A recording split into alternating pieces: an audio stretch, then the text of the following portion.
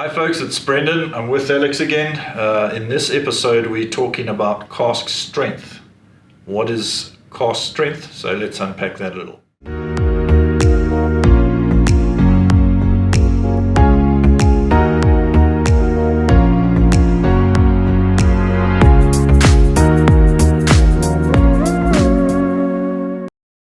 So Alex, what is cask strength? What is cask strength? The name certainly implies exactly the definition. Literally, it would be whiskey straight from the barrel.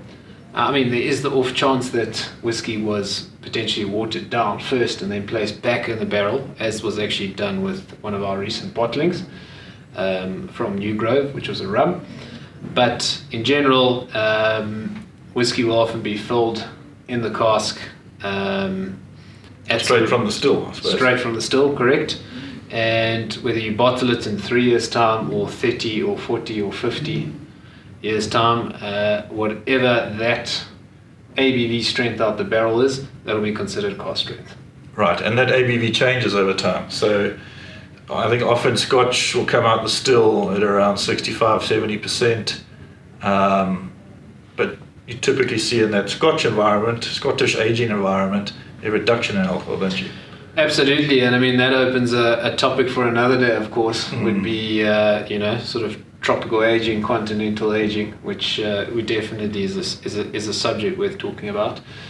But you're spot on. I mean, at the end of the day, in Scotland, we often find the ABV gradually reduces, and often the oldest of whiskies, they have to be bottled sometimes, not because the bottler necessarily feels this is the best time to actually bottle that particular whiskey.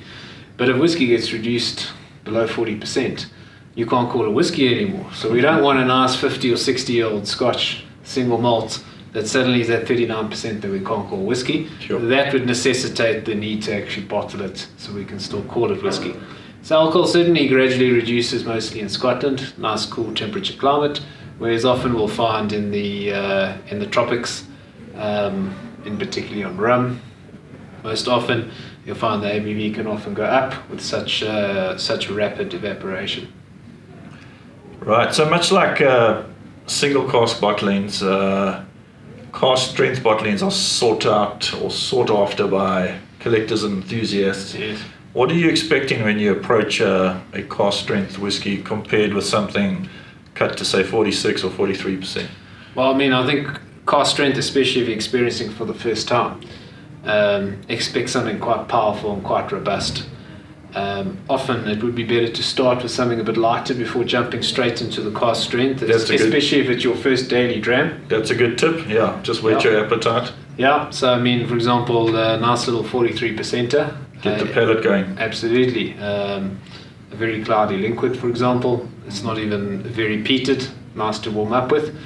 And then you can sort of gradually work your way up, ideally, depending on how many whiskies you're having, perhaps at 48, 50, 55, go up to 60.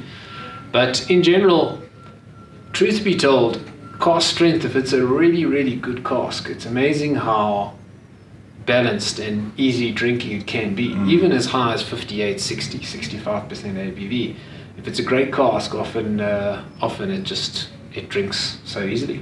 Yeah, so I mean, obviously you're expecting it's undiluted. It's more concentration of all of those compounds and flavors and things that have made that whiskey what it is. It's just that much more intense. You also have more spirit in there, so they can come across as spirity sometimes, or kind of burn your nose hairs, so to speak. Absolutely. They can certainly, especially to someone that's not used to drinking a lot of cask strength, that can certainly be the reaction. And I think an important thing to consider with cask strength is cask strength always better?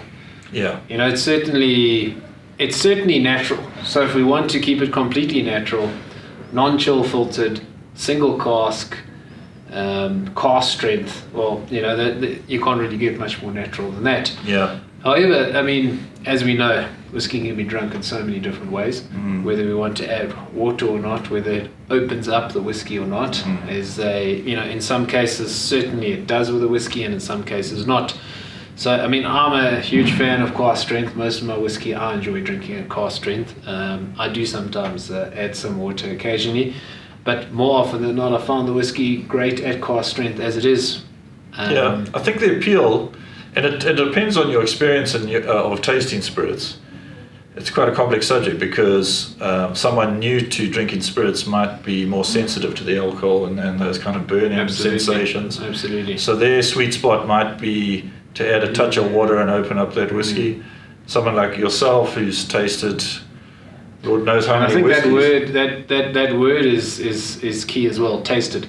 I often find myself more tasting whiskey than drinking. If I'm drinking whiskey, like end of the day, you know, long day at work and I just want a wonderful dram to drink, I wouldn't go straight to cask strength. I'm probably going to settle somewhere at 43 or 45 or 46% whiskey, pour myself something in a tumbler and enjoy it. Yeah. Whereas if I'm tasting whiskey, that's a different ball game. I'm going to have a few, and there often I'm going to appreciate the cask strength a little bit more. Yeah, so I mean, I suppose our message would be broken down as depending on the whiskey itself, and your experience level and how you like to enjoy whiskey, you try to find that sweet spot.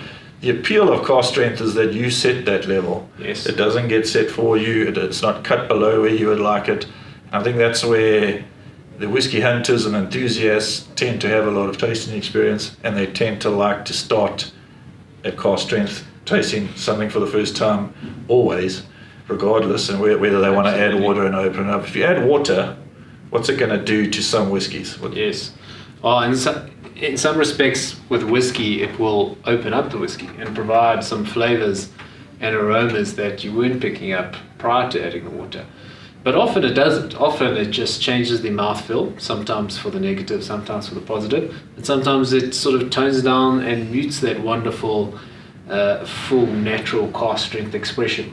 So, you know, the best suggestion is to make your own decisions and try both. Well, you had me at mouthfeel. Let's taste this example of a cask strength at 58.5%. It's Edradour. This is the one that is almost 10 years old. Is that correct? Yeah, it was bottled, I think, if I'm not mistaken, less than a month before it turned 10. Interesting story behind that as well. And I think, as you can see by the colour, certainly it's a sherry bomb. Now, on that note, Brendan, what about yourself? What is your preference on cask strength or not cask strength? Yeah, I definitely like cask strength for the reason I articulated before, where I get to decide where I want to set that whiskey in terms of its mouthfeel and strength and intensity. There's certainly some whiskies that are silky at almost 60%. They taste beautiful and balanced, and you're afraid to ruin what you're experiencing by diluting. And the others where they could be a quality whiskey, but for your particular palate, there's just a bit of burn, and you feel like the alcohol is actually masking or cutting through some flavor and richness. So you can find that a couple of drops to a whiskey like that will, open up flavor. So it's a game of experience and sort of pitching your palate against the whiskey and finding your sweet spot. Definitely, and we do like to experiment and experience. That's the wonderful thing about having a bottle often in your home. You get to play around with all the angles: water, no water, ice, no ice. This particular whiskey is, at that high, that's 58.5, that's pretty high cask strength for Scotch. Absolutely. It smells spicy, but I'm not getting a burn on it. I think the fact that it's a first full sherry butt gives it that extra little bit of sherry sweetness, which tends to tone down the alcohol a little bit. Yeah. But certainly it's got a really nice full spirity nose. Yeah. But it's a full flavoursome nose. Yeah. Just want to dive in.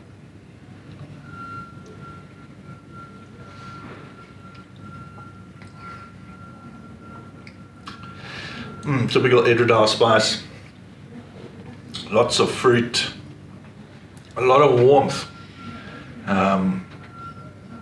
But not harsh, not hot in the mouth, just warm in the throat going down. Would you have said it's 58.5%? Yeah, not necessarily. No. I would consider this might be one I would personally play with a little bit of water. Yes. But at the same time, I'm enjoying it as is. Absolutely. Me too.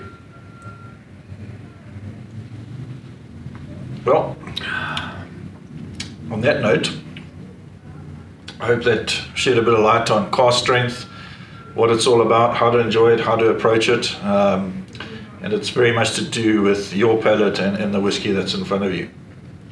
Sounds well. Sounds well.